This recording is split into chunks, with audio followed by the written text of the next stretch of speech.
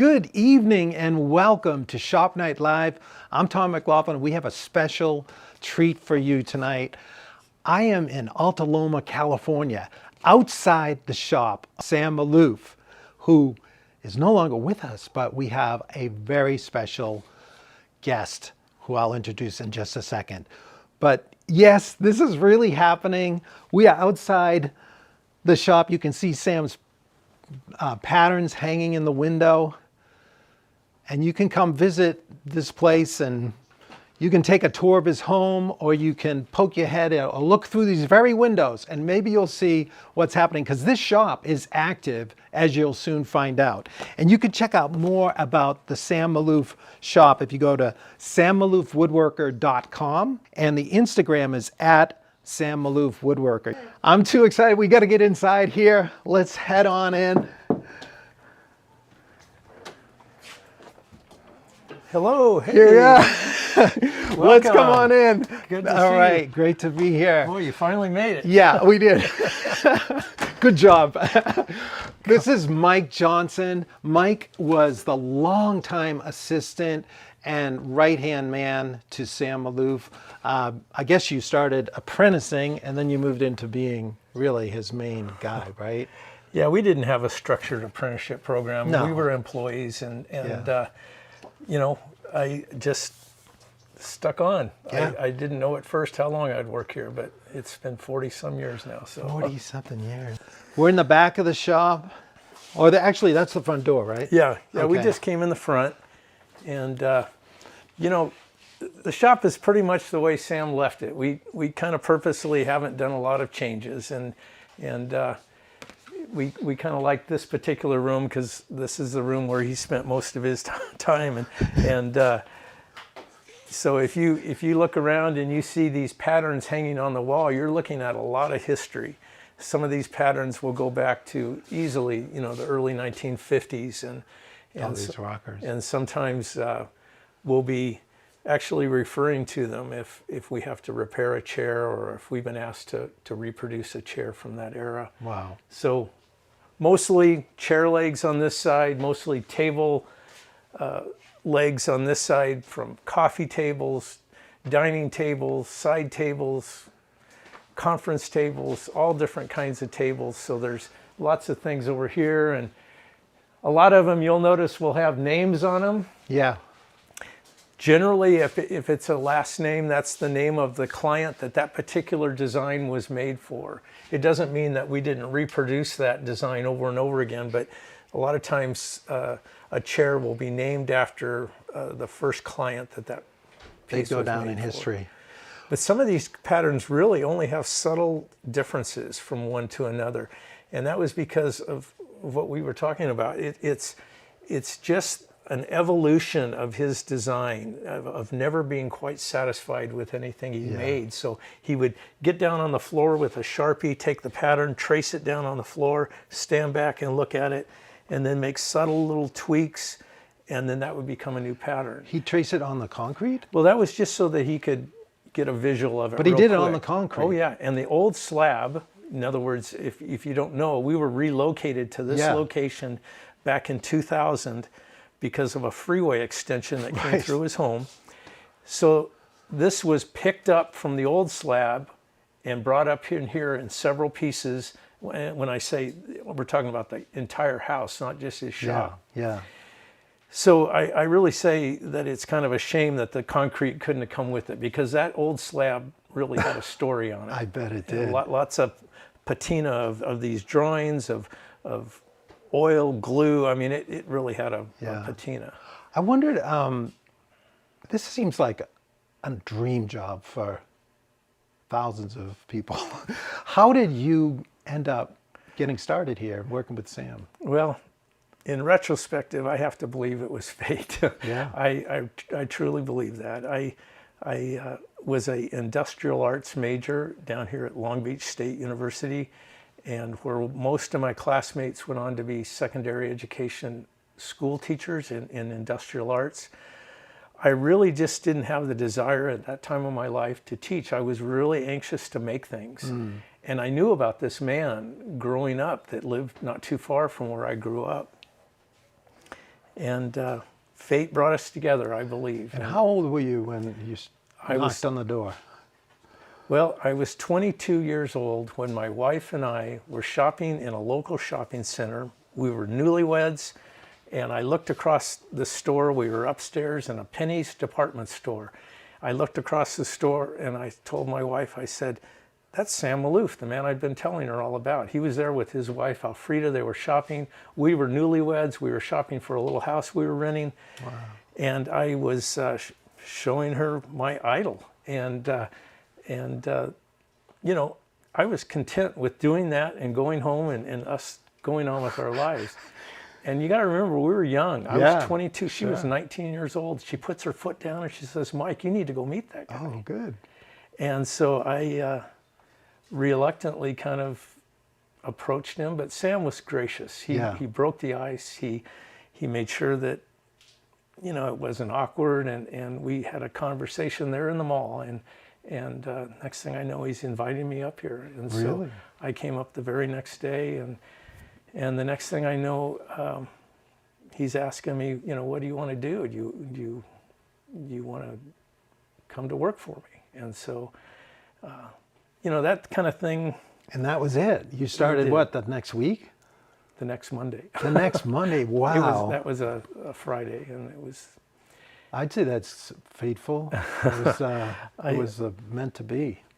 So, you know, I had no idea how long that would last. Yeah. But, you know, not a lot, actually, just a handful of us, you know, worked for Sam over the years. And some of those were artists in their own right. They had a kind of a different relationship with Sam than I did. And I was perfectly content to be Sam's craftsman. And I think that lended a little bit to us meshing and being able to have the relationship we did that could last as long as it did. Yeah. And you know, I like to tell people it's not because I didn't have anything going on upstairs as far as, you know, things that I would like to do, and it's just that I was working for the man that I had read about for years, that was in the magazines, that was thought of as kind of the epitome of the West, if you will. Well, he was. And so I felt very fortunate to be in that position, and I wasn't restless to move on. Yeah. You know, even though it wasn't a lucrative job. I mean, it was. I had a college education. I started here at a dime over minimum wage, which I won't even tell you what it is now compared to the $20 an hour, 25, whatever we're getting now. Well, yeah. And anyway, I just felt like it was what I wanted to do, and as long as my wife could be happy about it, I was going to stick around. That is so awesome. Well, this room is actually connected to the house the most closely, right? And in fact, that blue door, I don't know if you can get a shot of that, it's around the sander. But that blue door, if you walk just about 10 feet through that door, there's a round breakfast table where Sam had breakfast. And that was his commute. He would get up from the breakfast table and come through that door, which is pretty convenient, right? Who wouldn't want that? And isn't that, you know, just kind of like the ideal situation? Yeah. I mean, I would love to be able to do that someday. Yeah. Well, you don't live, you live too far from here? No, it's not too far. No. About 8 miles. Oh, okay. But it's still, when you come here, you know, you're ready to put in a day. Yeah, you know, for here sure. You could structure that. Yeah, you know, yeah. you could structure your day as however you wanted to do it. It's hard to separate life from work when you have your shop in your yard. Trust me, you're probably better off. But one of the questions I had was, what was the average day? What did the average day look like? Like you would come to work, he would probably already be here, and what typically went on? Well, yeah, he generally was out here before we got here. And this room that we're in right here is the main machine room, and this is where Sam spent most of his time. And it wasn't uncommon to see him down on the floor. You know, he didn't have a lot of bench space, and he didn't work that way. He would get down on the floor to build these things. And so generally, he was assembling these pieces in a similar situation that these are, in this kind of rough state. And then after that, they were taken into the room where myself and my coworkers would work. Yep. And we would be taking them from this rough assembled state. From this state right here? Or this is even a better example here, Oh. because there's less shaping has been done on this one. So you would take them more from this state? Yes, yes. Wow. And it's not to say that we weren't assisting him on the other steps, but he was generally putting these things together. Right. And that's what's unique about Sam in some ways, is that, you know, a lot of craftsmen who after they got to a point became more of just the designer, and he had maybe people working for him that would do all the work. But Sam was very hands-on. Yeah. He was putting these things together, and so it was an honest statement to say that I built this when Sam would be talking. It was quite the collaboration then. Right. Like, this is impressive. Like, just the arm blank is, what is that, like 2 1/4, 2 1/2? Yeah, that's probably started as 10/4. The back usually And 12/4. that's the back. Wow, 12/4 for the crest rail. Wow, look And at that. that gives a nice rounded back. Yeah, yeah. Sam would always caress his pieces and talk about how sensuous the curves were. He didn't get out much. And then you got this rocker. This is just the glued up blank prior to all that Yeah. sculptural Yeah. shaping you do. And the glue needs to be cleaned off, and then it'll be jointed and run through the planer. But this Wow. is the form over here of how they're Yeah, let's how check they're that out. bent. So we start off with 7 laminations here, and then later on, he started using this contrasting laminate in the center, and then there would be a contrasting one. This is where the front leg is sculpted in, the rear leg is sculpted in. Yep. So we leave this oversized so that when we're balancing the chair, there's a little bit of adjustment that we can be doing. Oh, sure. So that we get, he was after a piece that in its static position still had the look he wanted. You know, he wanted it to sit well, but he wanted to be able to look across the room and say, Yeah. you know, it looks really nice Yeah. that way as well. Yeah, they all have that kind of regal look to them. And this chair, tell me about this. This is one of the more popular chairs? Absolutely. This, without a doubt, would be what I would consider his most popular design, and the one that we continue today to make more than anything else. And you happen to hit us in a good time right now as far as seeing a few. If you look around, you're going to see what a 20 chair set looks like. That's unbelievable. So we're currently in the middle of a big commission where we're doing a big, if you can believe it, a 25-foot library table with 20 chairs. And what did he call these chairs?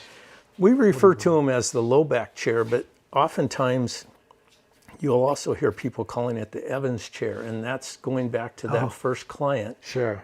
This chair has evolved significantly from that first sample of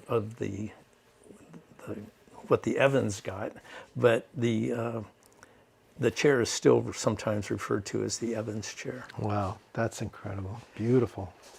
So if you want to move in here, we can show you what's going on in here. This room right here is, for the most part, manned by my son, Stephen. My wife and I have 2 children, but our youngest, Stephen, has worked with us now in the shop for, I don't know, maybe close to 12 years now. Wow. And So is he if you look on the wall right over there, Oh, yeah. that's check that out. Stephen at about, I'm going to say maybe 5 or 6 years old. And he's sitting in a rocker, and that's at the old location. So that's before the shop was moved up here. So he's been around this shop for almost as long as I've worked here. I mean, we were married about 5 years when he was born, probably. Wow. Or 6 years maybe. What a legacy. And Stephen's the heir apparent? Well, he has voiced that he would like to be, yes. Oh, and nice. so we're happy about that. That's and awesome. we're making arrangements and provisions for that to make sure that happens.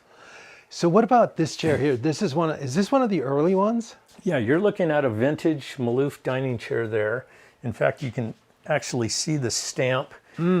This is the 109th piece of 1969, and it was made in August of 69. And then you can also see a last name. Yeah. Looks like Zeller. Yeah. So this is typically the way they would be signed. But let me show you one Early other mark. on. Yeah, one other mark here. And this is the Maloof. Oh, look at, they've even got their license number on that one. Wow. But this is the Maloof brand here. This one's a little worn. It says Design Made Maloof, California. And that is a it's an electric heated brand that he would use. And that was early. This is one of his earliest marks. And then over the years, he actually changed about, I'm thinking somewhere around 1970, he changed to using actually a burning pen. And so you will see his signature, and it's done in several different ways over the decades. But this 1969, you know, it was typical for, this is when Sam was in his prime, right about now. So it was, you know, That's a lot. not unusual to have a year where he would do nearly 150 pieces. That's a ton. But he had about 3 people working for him. His son was working for him, and a couple guys that had been with him for a long time. And another thing is that the pieces were simpler. You can see that the sculpting is not as extensive as what we're doing here today. Right. You're doing And so because of that, they could put out more pieces. Right. But that's a ton. I mean, so he would be mainly doing the raw, rough assembly and then hand it off. Exactly. So everybody had their specialty. Yes, They were getting more repetition. And in these chairs, where there is a lot of sculpting, when they're in this state right here, they're really, in man hours, are really only about halfway through. Wow. You've got a significant amount of time in the sculpting and sanding and finishing. So they look like they're quite a ways along. They do. And then I do some of the shaping in steps. In other words, it would be very hard for me to get into this joint right in here if the arm were on. So I do this before the arm is put on. Yeah, that makes sense. They're so nice. So this looks like a Nicholson 49. I saw you manning that last time I visited. Is that what you got right on there? Yep. That's probably the most used rasp of all. Yeah. That Nicholson 49, nice. right? The 50 is a finer one, and we can use that too. But sorry, go ahead. No, I have several, and I can show them to you in a minute, that are significantly coarser than that 49 for really aggressive shaping. I have to ask you this because I know Sam was famous for demonstrating freehand band sawing these and like removing some of the waste and he would always say, "Don't do this." Right. And he would like do this risky maneuver on the bandsaw. Well, are you still doing that? Well, to a point, yes, I do some of it, but there are safer ways of doing a lot of what Sam did. And Sam literally didn't know any better. I mean, he was self-taught, and he did what he felt like needed to be done. Yeah. But, you know, I did have a little schooling, and, you know, they drill safety into you. Yeah, and sure. So I'm probably a little more cautious about certain things like that. We have tools today that I can do, I think, every bit as fast as Sam was doing them and more accurate. Right. In other words, when you're doing what Sam was doing, there's a chance for a lot of error. Yeah. And that was part of our job. I shouldn't be saying this kind of thing because Sam's probably listening, but you know, we got in the habit of fixing some of these things that, you know, wouldn't have maybe been there had we gone at it at a more cautious way consistent, of grinding. Now I can show you some of these tools. Yeah. One of the questions, I don't want to get too deeply into this, but speaking of risk taking, I noticed on all those leg patterns hanging on the wall, you've got the sculptural shape of the leg, and then you have this like this round disc at each end. Did he run those over the shaper? Yes. Okay. Now, how did he attach those patterns to the legs? Well, you'll notice on most of the patterns, there's nails that are driven in, and the heads are snipped off, so that they just have about a quarter of an inch of nails sticking out. Yep. And he would actually hammer the nails through into the piece. Okay. And so oftentimes you would see 3 nail places that we would fill. And those little discs at the end were safety holes? Those are handles, yes. Yeah, and the shaper over here has a collar, that is exactly the same diameter as the cutter, and so it's running on the pattern. On the top? Yes. Okay. And everything else is getting cutter. Now, I'm going to be frank and honest with you. I've decided that is really not the best way to do it. Right. For me. Right. There might be I people was that questioning love that. to do that kind of work and everything. We have a machine over here that is, if I put a 60 grit belt on this thing, and if you'll notice, this machine is an edge sander that has this revolving turret. Oh, yeah. So I have 4 different diameter options, spindle options to put it on. And I can literally shape it, to the line, and then I just match them up as pairs. I don't care if, I just want them as close as I can get them in a set of chairs, but it's important that they're more matched as a pair. That's interesting. So you're just bandsawing close to the line, and then you just sand to it. That makes more sense. I mean, that's sort of, I sometimes teach these kind of things myself, and I'm nervous about that, like the shaper or the router table like that. One of the things is when that cutter comes around to some of this end grain. Yeah, exactly. Then a lot of times you would get a piece that blown out, would split off. That's what I was wondering. And so I can tell you stories about watching Sam work on the shaper, and this was when he had an earlier shaper, but he would wear a carpenter's apron with pieces of plywood stuck in there. Oh my gosh. As body armor. Wow. And so I got to thinking, well, if he needs that, maybe that isn't a good idea. No. And so I just decided, there's certain things, people who use shapers, go ahead. Yeah. That's great. But I found that I can do these things just as accurate, and I don't have these holes. Right. And that makes sense. So it's just me. It's just the way I work. Don't.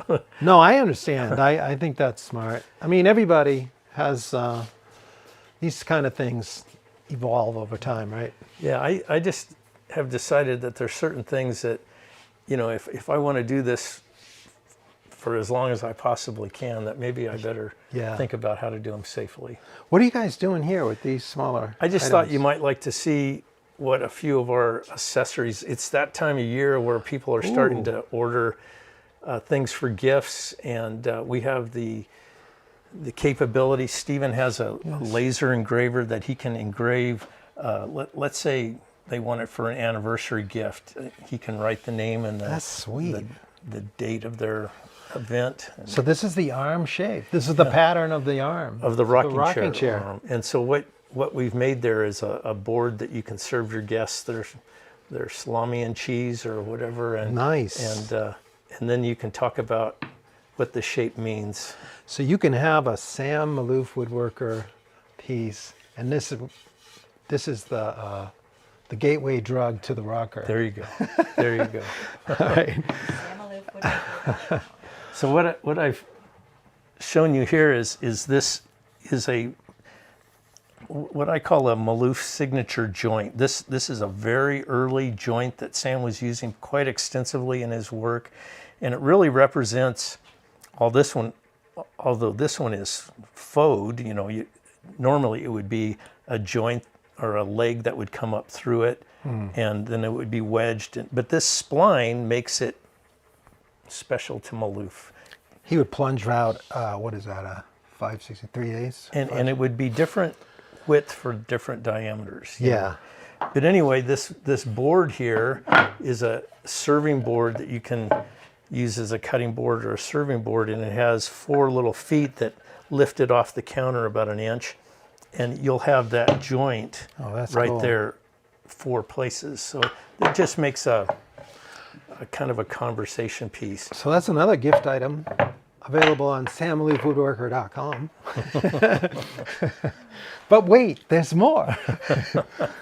Let's go into this room. Okay. This is where you probably spent most of your time. Is that fair to say? Absolutely. I spent more time in this room than probably I'd want to admit. Because this is, what do you call it? The shaping room? Yeah. Yeah, this is the room where we would take these chairs and we would do the shaping and sanding of them. And we actually kind of developed benches that we could do that. So this arm, Like a diving board.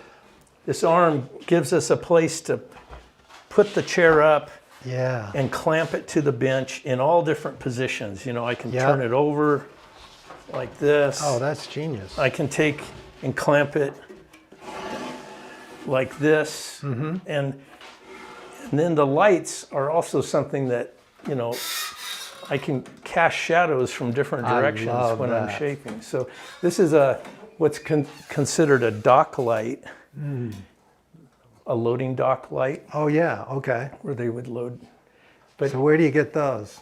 Well, From the loading dock materials there's the name supplier? of a company right here. Oh, okay. What is it? Fostoria? Astoria. Yeah. Fostoria.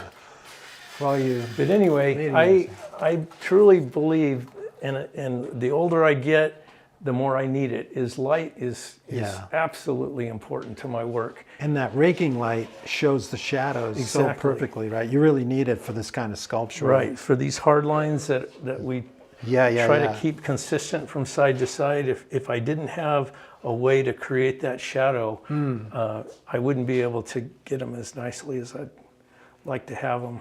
So there's a progression of grinding that you've kind of arrived at that's efficient and accurate and controllable. Mm-hmm. What do you, the grinding steps, how do you do it? Like, Well, do you use power tools? I use a mixture of power tools, and if you look in here, I've got a number of different rasps, Nice. but I'll get out some of these coarser ones so that you can see actually what You can tell this is well used. The Nicholson 49, as you all know, wow, that's a, But this one is very aggressive. You don't want to yeah. hit your knuckle with that. Is that a Nicholson as well? Black Black diamond. diamond 11. Wow. Then I actually have some of these French RU rasps. Yeah. This Nicholson, though, looks like you've used it quite a bit. Yeah, some of them are getting ready to. Send away to the Pass sharpening on. station. But then there's narrow ones like this one that is really indispensable for a lot of these Yeah. tight little fillets. Yep. But initially, we take and use a die grinder like this. And you'll notice this is a very aggressive burr. Oh, yeah. And so you can see that out. you can see this is used to look like this. So now I can come in here and I can very carefully take this off, and then I can move to the rasps. Yeah. That makes sense. And then I that's use cool. calipers. I take from a common point, like this joint of the arm right here, and I can segment this off, like say every 3 inches. And I can shape this one the way I want it, and then I can transfer those to this side. When I'm doing a set of chairs, I'll have those measurements marked down with my calipers, and sometimes I have enough calipers that I can just keep them set up, and I'll go to number 1, number 2, number 3, because this does have a little bit of a getting larger out here at the end. Right. So it's not it's not parallel. It Right. gets wider. Yeah, you can see it's very organic. And then here's that big swooping curve in the back of the crest rail that you were talking about. How did this one start out as thick as that other block out there? This We use 12 quarter on these, right? Wow. Just So look at that. the initial Look at it. cut It's is nothing cut in here. the front, and then you cut the back. But instead of doing a lot of that freehand sculpting on the bandsaw that you were referring to, I use it's actually a big Makita body grinder with a 5.5-inch disc and a 16 grit 16. to start with. So To it's do what, in here or out here? Both. on the back side. Oh, This wow. is done with the bandsaw. This Yep. this would have just been parallel. Oh, like so this. you're taking off the corner with the Yes. 16 grit. Yeah. You're not doing the bandsaw move. No.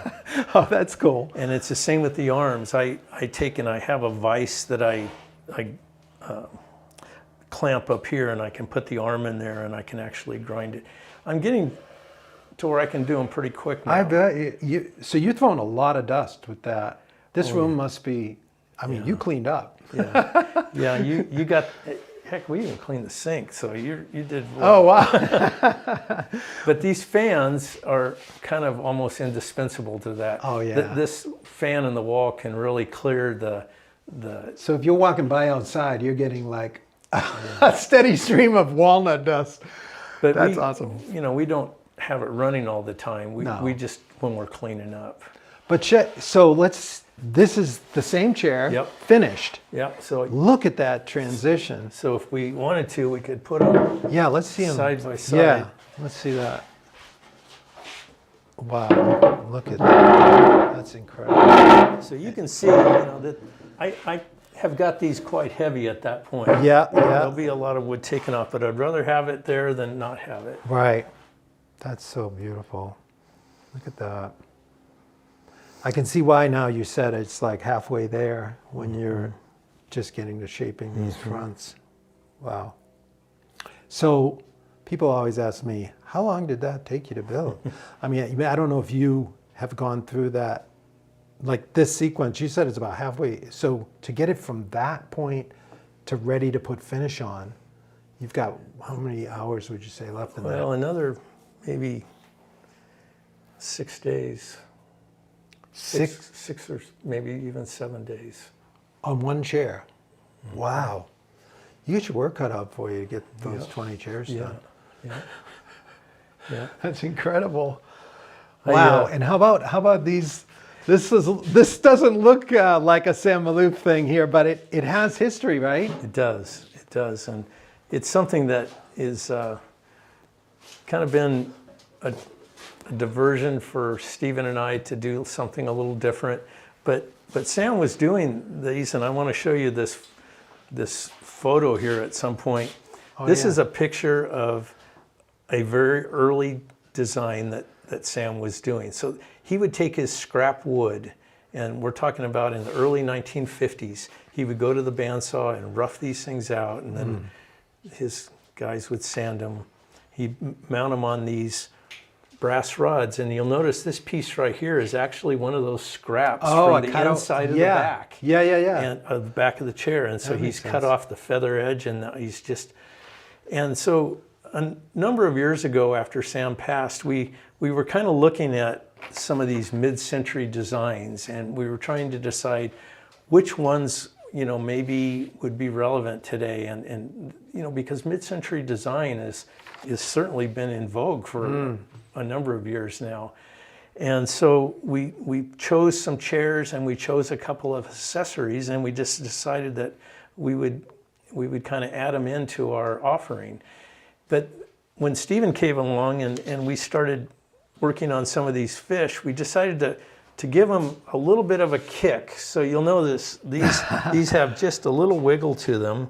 So these were straight down the spine. These are very, what I call stylized mid-century fish forms. They're not intended to be any particular species of fish. Right. They're just a fish form. And it was really a theme in mid-century design. You'll look at some of the things that designers were doing, fabrics, screens, and different things would often, you know, have a fish theme to them. And so what we did is These are so cool. we mount these things on bases that really don't lend themselves to anything that we can make out of furniture, but they will mount on these little rods. So this particular client had a shelf that he said that I wanted one that was about 24 inches long. So the tails will, and then there'll be a little one that'll be out in the lead, and he'll be over here like this. How cool and then is this that? one will be taking up the back here. So Stephen has a really good eye for these things. I'm usually the holder, and he's the one that says right there, you know. So That's awesome. Wow, look at this one. This that is just fun. shows you that we make bigger ones. You know, we've made some that are even smaller than this one, and we've made some that are, you know, maybe almost half again as big as that one. Wow, that's nearly 4 feet long. So what was the inspiration to do this? It's such a departure from the furniture. Was it just fun, like you want to do sculpture or gifts for people, or having small Yeah, knickknacks? accessories. I mean, Yeah. people are, you know, wanting kind of the complete look, if you will, you Yeah. know, and a lot of people that have this mid-century design will look for accessories, and I really can't believe how many of these we've made. And these are also available on the website. They are, and every one is different. Yeah. I mean, there's some that we make with what we call a burl cap for the base. So these burls that grow on the side of trees will have this really gnarly top side to them, and so when it's cut, it'll make a really nice base. And we might be able to get a picture of one, and when we get into Okay. the office. One last question before we move on from Yeah. here. What do you have like you spent a lot of time with Sam in this shop. Do you have like your strongest memory of him one way or another? When you think back to him, is there one memory that stands out? Well, I can definitely think of an ongoing theme, if you will. I mean, he had an extraordinary work ethic. I don't really know of anybody else that I ever knew that was so focused, and you know, he was out here almost every day. Sam didn't let him work on Sunday, or Alfreda, excuse me, didn't let Sam work on Sundays, but he was very completely dedicated to what he was doing and focused, and he didn't stray a lot. Right. I often hear about, you know, people that go one way for several years and then they'll go into another direction completely, and you know, I'm not critical of that at all. It's just that Sam stayed in the same vein and just perfected what he was doing. And I don't know, I think that for the most part is one of the keys to his success. He's came across in a lot of the times I've watched videos of him and heard him speak as a really affirming type person. How would you say how would you describe your relationship with him? Well, I kind of alluded to it before. I think I was very fortunate that we hit it off so well, and that I didn't feel friction that I witnessed with some other people. And I think that kind of came about from the fact that I could be perfectly content with being his craftsman, and that seemed to work for us. Yeah. And you know, it not only worked, but it worked for a long time. Yeah, it's still working in a sense, right? I mean, you probably find your mind recurring thoughts of experiences you had in Well, here all the time. we all kind of joke about it sometimes that we need to consult Sam on certain issues, and I think it, you know, it helps to kind of get recentered. Yeah. A place like this can lose its focus or its direction. Yeah. If you don't reflect and you don't recenter, you know. Yeah. I think a lot of people are under the impression that when Sam passed away, his work was going to be gone too. But this, I mean, it's so true to the original. It's continued right on. It's just a different, I mean, your hands are still on it. And you still, who doesn't know who knows the recipe better than you? This is probably the most copied chair, like the rocking chair. You see all kinds of inspired by Sam Maloof, right? Probably more than any other, but this is the only place where they have the direct source to Sam still. Sam had just a tremendous influence on people. People were not only enamored by the furniture he was making, but they would come here as a pilgrimage to find that he was living this idealistic life that they all wanted. You know? I wonder if they really want it. Like I heard him quoted like talking about the romance of furniture making, how that, like when you're out here 6 days a week long, it's a little different. Like, well, it is definitely hard work, and you know, it can be tedious, especially when you're doing a set like we're doing right now. Yeah. But it is also what makes you good at something, is when you're doing it over and over again. Yeah. Well, I want to see the few of the other rooms. Yeah. We'll have to leave the shop now, Let's do it. unfortunately.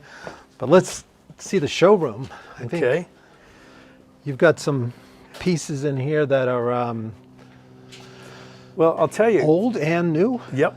Yeah, we've got vintage pieces out here, and we've got pieces that we've made. But when Sam was living, a showroom really wasn't necessary because his house was his showroom. And so when guests came over, he would tour them through his house.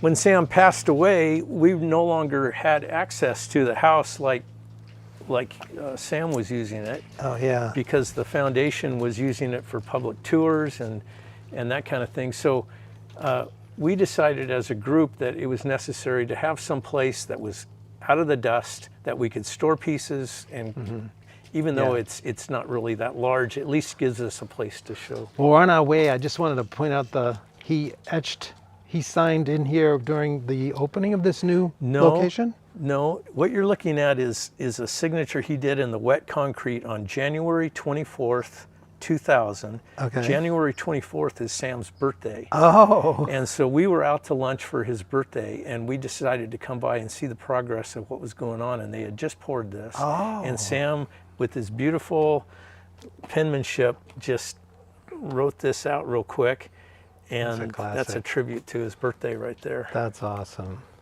So he was 84 right there. Could be. Born in 1916. That's right. You know what's amazing that people don't, that shocked me when you told me, was that you started with Sam when he was 65. That's right. And most people would assume, oh, I'll probably get 10, 15 years tops with this person. And you got how many years with him? Just a few months under 30. That's crazy. All right, so this is the showroom.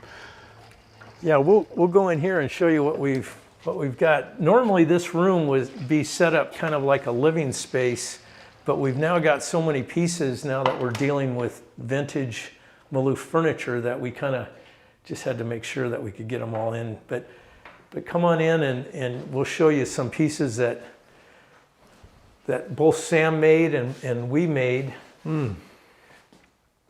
It's awesome. That swivel chair that's at the very front up there, that's narrower at the top. Oh, yeah. That was Sam's personal desk chair. Really? And we've had it reupholstered and refinished. And that for sale? That chair we're offering for sale. Oh, wow.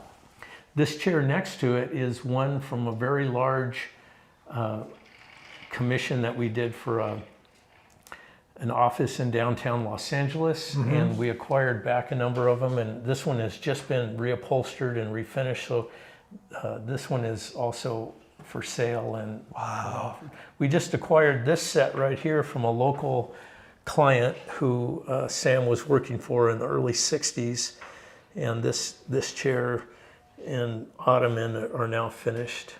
These two pieces right here are actually made out of rosewood. And you'll notice a lot of black leather. It seems to be what people really are after today. We have some vintage fabrics on some of these. This is fabric that Sam acquired back in the, Oh yeah, this orange. the 60s and 70s. It looks 70s, doesn't it? Yeah. Jack Lenore Larson was a fabric designer from New York, and Sam was on the American Craft Council with him. And Sam would go back to New York for a meeting and meet with Jack Lenore Larson and come back on the airplane with bolt ends of fabric. Maybe only 3 or 4 yards, but enough to do a couple chairs. Wow. This is an example of a cork top table, a material that Sam was using pretty extensively back in the 50s and 60s. And so that's actually designed for flooring, and Sam would laminate it on plywood, and he would make tabletops. And Isn't his breakfast table made with Yes. that? Yeah, Yep. I thought I Yep. remembered that. Wow. That's so crazy. so over here is a table that we've made. Nice. This was made several years ago, but it's a newer table, but it's made after a design that we saw pictures of that Sam was doing coffee tables back in the 50s. And so this is one of the ones that we decided was maybe would be interest to people today. Another were these 2 chairs right here. These 2 chairs, this one we refer to as the Huter chair. That's another last name of a client. And this one we refer to as the fan back chair. But these are newly made chairs by us, but after early designs. We think this goes back to 1953 and this one to 1954. Wow, you can really see the Danish modern This one I influence. want to turn around and show you the back because it's my favorite part. This has got a lot of turning. Yeah. And if you can imagine this piece 3 wide, we did a sofa, or a number of sofas now out of this, that has this arm on both ends, and then it seats 3 people. But this spindle pattern goes all the way across the back. It really makes for a nice Yeah. piece. A lot of work in that piece right Yeah. there. Did he ever talk about Wharton Eschrick? Oh yeah, he visited Wharton. Yeah. And he claims that they were friends. And Yeah, so, they seem to be. I've read conversations they had, but I often wondered how much Sam was influenced by Wharton Eschrick's early work because of his sculptural pieces, the way he yeah. transitioned Well, things is very similar in some there ways. definitely could be some influence there. So nice. Well, So here's another example of some of that vintage fabric. This Oh, blue was really popular back in the 60s. yeah. Wow, that really. And then over here you have an example of something that we've made using live edge material. This is Clairol walnut. So this is a Northern California native black walnut. And this piece here, the mirror has got a kind of a mimicking live edge on the top. But we envision this for a, like an entryway to a house or something that could be used in a dining room as well. The camera lady slickly moved to the left, so she was pretty clever. And then these are some early bar stools that Sam did, and we've actually relaced them and refinished them. But this was a very popular piece that Sam did. All right, beautiful. Well, what else? We've got that other room where you have the, what do you call this next room? Where you're working on that. Are all of these on your website so that people wanted to? Oh, know how sure. much they Yeah, afford? if you just went to our website and looked under furniture, and you can see our available inventory as well as the vintage pieces that are available, and see examples of all different stages of the work from different eras as well. I assume they have to contact you for pricing and all that stuff, though. I mean, Yeah, all these things, yeah. Just email us, and we can give you all that information. That's the best way to contact us, Yeah. is through email. At sammaloofwoodworker.com. That's correct. Yeah. I'm just going to turn off the light here, SamMaloofWoodworker.com. and we'll. Camera lady. I want to show you the sign right up here. Oh, yeah. This used to hang on the street at the old location, along with some numbers that he had for his address. But Nice. I like that. Yeah, that's so cool. It's aged. It's got could tell a lot of stories. That used to hang on a pipe that was driven into the trunk of a big eucalyptus tree. Really? Down at the original site, there's a, what's there a marker down there? Yes, right alongside the freeway, there was enough property left in the front yards along that street that they developed what they call a pocket park.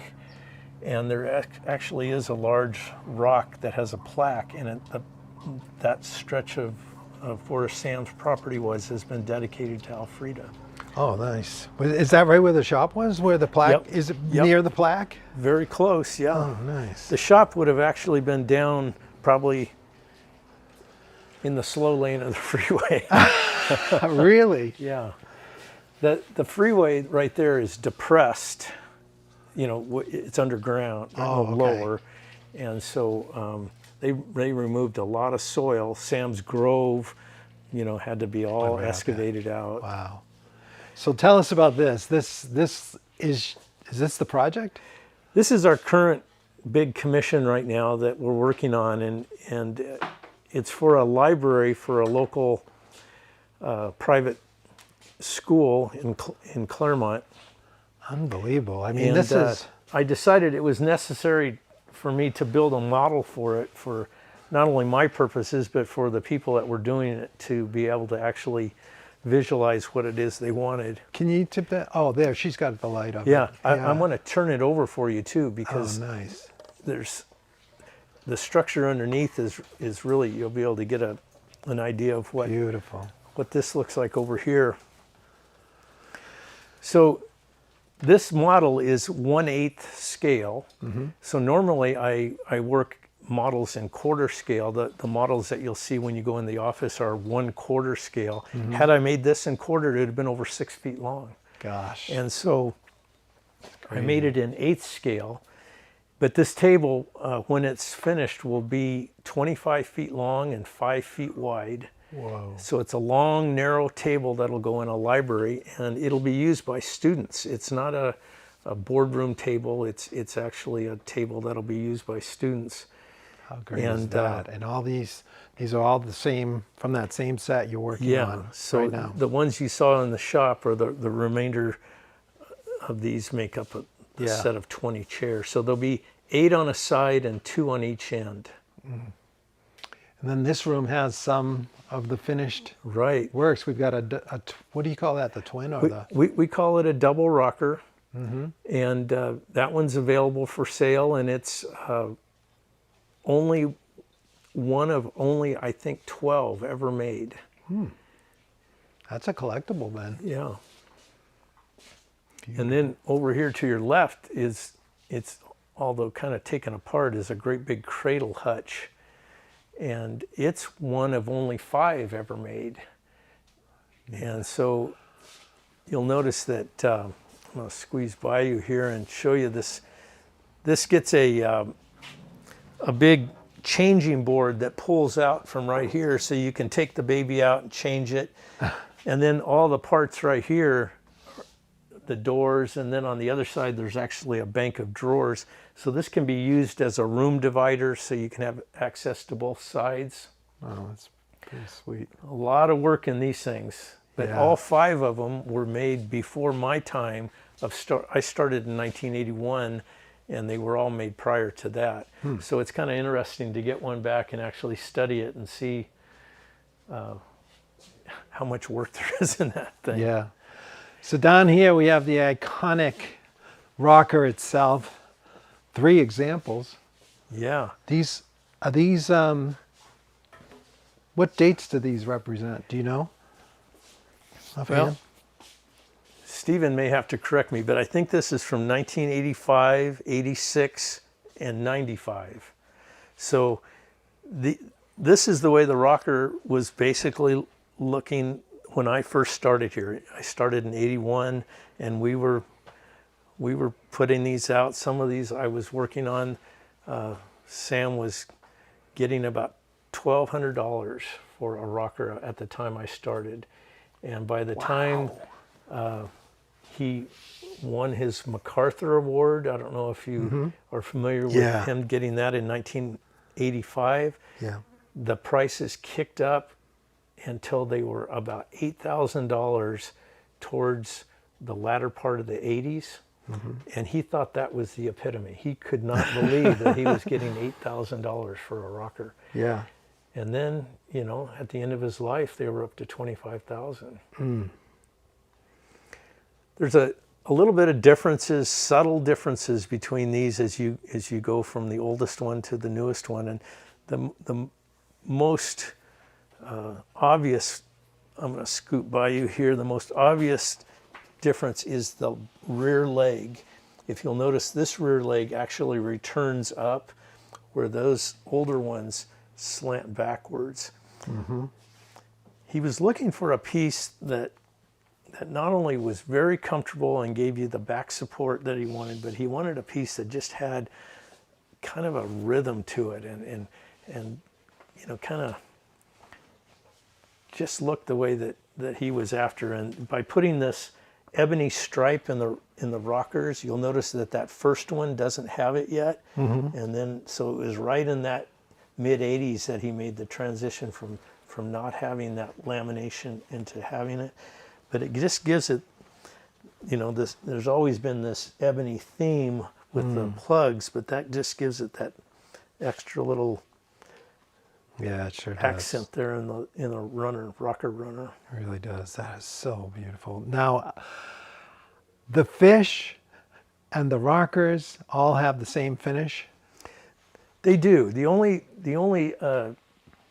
ones that we actually alter our finish on are the boards that we actually use a food safe finish on those because people are using them around food. So this is the Sam Maloof finish. Yes, it is. Which people can buy today, right? Well, yeah, we've had a few people tell us that they're having trouble getting it, but we've been told by Rockler that it's going to be available again, so we're just kind of waiting on seeing how that's going to happen.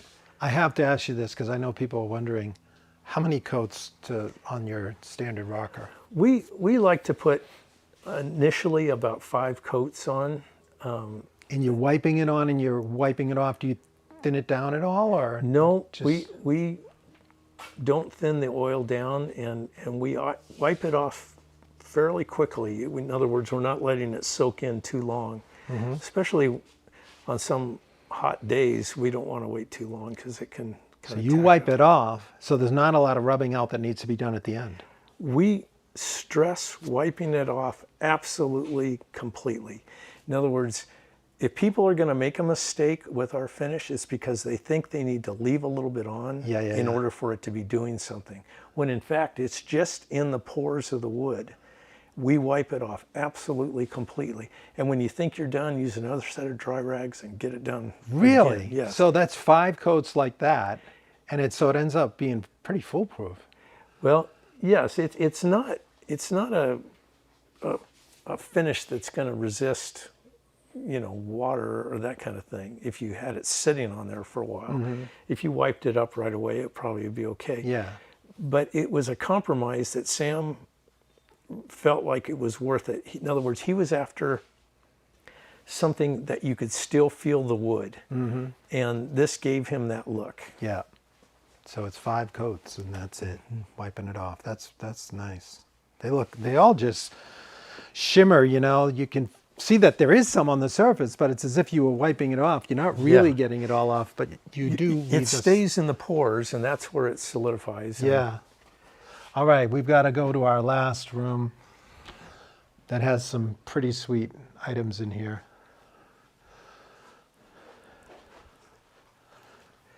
This is the command center, right? Yeah, this is my wife's office, and Stephen has his desk and computer over there. Stephen handles all of our social media, so he needs a place where he can park and handle all of that. So, where's Joanne? Joanne's She's right here. Are both of these. Oh, she has 2 desks. She has her computer desk and she has her desk. And, well, that's nice. Really, the only reason I come in here is just to shed some dust. We got to know our place, right? So this is the burl type. Yeah, that's a burl cap sculpture base there, and that fish sculpture was made for Joanne for a gift. She thought incredible. she needed some fish. So actually, it doesn't live right there. It lives at our house, but we're in the season where Joanne does a lot of holiday decorating, and so it has to come back here. It does, yeah. So now this is the same low back chair Yeah. in Sapele? This one is, and this one is actually a little bit of a beefed up model, if you will, because it was going with a really large table that they felt like it needed to be beefed up. So we don't do this any longer. What I did is I just kind of slightly, the chairs that I'm making for that are just slightly bigger, and now I make them all that way. People tend to be a little bigger today than when Sam was working on with his clients, and and so a lot of the times a little bit bigger chair seems to accommodate more people. I love this. Is it okay if I move this? Absolutely. Look at the wow, that has some good weight to it. Like you were talking about how he carried that hard line around, Right. and how you have to work hard to retain that while you're shaping. It is something here. that takes some focus, and Look at that line over here. It comes around. He talked about tracking it around, and I know he added that in a way as time went on, or yes, it developed over time, and this particular piece has it almost completely. In other words, if you put your finger in any one spot, it actually will go be continuous. That's awesome. Do you It's see under here. this? Yeah, angle? I feel it. Yeah, it's like a facet, and the line carries here right. and underneath. That's right. Not on the inside. All right, I have to try this out. Sure, I can. absolutely. I have nothing in my pocket, so. Oh, that's comfy. We have to get us out of these. We'll start with the fish. Wow, that's so nice. When I look at these arms, I think, wow, those are too low to be even touch your arms, but they actually do, and they give you like this. He did make a lower model arm. Lower than this? Yes, and those were for the tables that had drawers. A lot of his dining tables, if you've seen pictures, will have drawers, and that's where you could put the placemats and table settings. But this arm would be too high because you'd crack your knuckles on the drawer case. So he would make this low, thin arm. So you said something about this chair and this chair were among the most popular? Absolutely. We've made more of this chair than any other, but while I was working in the 80s and 90s, this was our second most popular dining chair. So I've worked on lots of this one. This one I actually made as an example so that when clients come, they can have examples to sit on. How sweet is that? All right, I gotta try this one. That one I think gives you really nice Man, back support. that really is sculpted. Feels like it was made for me. Wow, that's awesome. A little higher on the back. And then this is the same as the low arm, but with the leather cushion. That's actually just a prototype. One client thought that they wanted an upholstered version of the low back chair, and this one took a considerable time to develop because in order to get that upholstery insert in the back, I had to kind of re-engineer quite a bit of the chair. Yeah. It's not just on the front, it's a full insert, if you'll notice. See Oh, this? wow.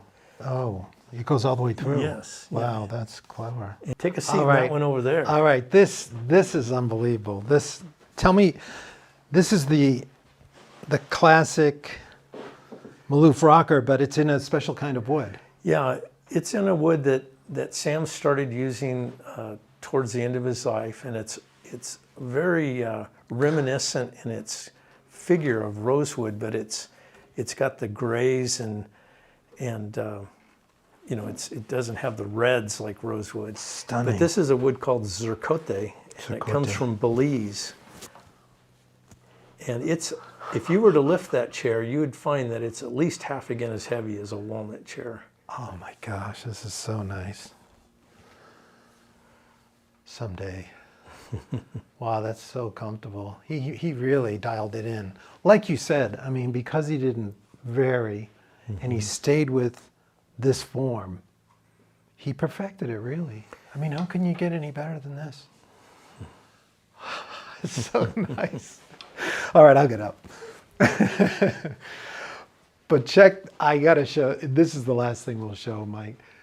This has been so nice too. Thanks so much for showing us around. But these are models that you made, the ones you mentioned at 1/4 inch scale? Yes, yeah. So every dimension on those is 1/4.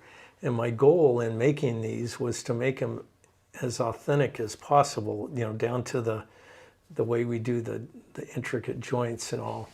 And so even the laminations on the rocker, you'll notice that the rockers are laminated. Oh my gosh, look at that. Can you see that? Can you pick one up? Sure. I don't want to touch them. Here, you hold one, and all right, and I'll hold this other one. Is this the one? Is this the one that Sam's holding in the picture? Oh no, it's a little different. No, wow, that's you made a different few wood. of these. Oh, you won't believe. Really? I mean, this must take a lot of time. We have a log, and I've made somewhere in the neighborhood of, I can't remember, it's 45 to 50 of these 1/4 scale models. They are so nice. It's actually the way that we paid the bill for our kids to go to college. Really? So they're just little jewels. this one right here is made out of that same wood that you were sitting in, the zirconia. Oh, yeah. But you'll notice that it's a different design. This one Sam called the Beverly chair. So when Frida passed away and years later when he married Beverly, he made a new rocker style, and he presented one of these full-size ones to, she got the prototype, and we call it the Beverly chair. But you'll notice it has a thin arm, you know, it doesn't have the broad arm. Here's the, and it has this back that has this compound curve to it. Oh yeah, that's This more is a complex. straight leg. This has got a lot of curve going on. Yeah. And then it's got this. The rounded ears So too. there's quite a bit of difference between the two. Yeah. And he's got that. You carried that hard line even on these little models. That's so sweet. Wow. And there's the photo. Did you see that photo of Sam holding one of these? Look, he's got Dust wood on it. chips all over him. Looks like That was he's- probably his normal state, right? It looks like he just got off the lathe or something. That's a classic. He must have been impressed, but he didn't make any of these. No, Sam had huge hands. I mean, when you shook Sam's hand, it was like shaking a baseball glove. And he just, although I'm sure he could do it, you know, it was just something that me with my hands, I was much more suited for it. Yeah. Oh, that's so great. Well, Mike, unfortunately, we have to come to an end. Well, it was very nice but to have you out. Thank you so much. I can't tell you what a pleasure it was. We're going to move into this brighter room. That was so kind of you to agree to do this. This has been the ultimate epic Shop Night Live. So thank you all for joining us. Again, check out sammaloofwoodworker.com and at Sam Maloof Woodworker for Instagram, and also epicwoodworking.com for what we get going on. But this has been a very special night. I can't thank you guys enough. On behalf of Mike Johnson and family, and the camera lady, always great behind the camera, and me, Tom McLaughlin, we look forward to seeing you next time right back here on Shop Night Live. Good night, everybody. Wow.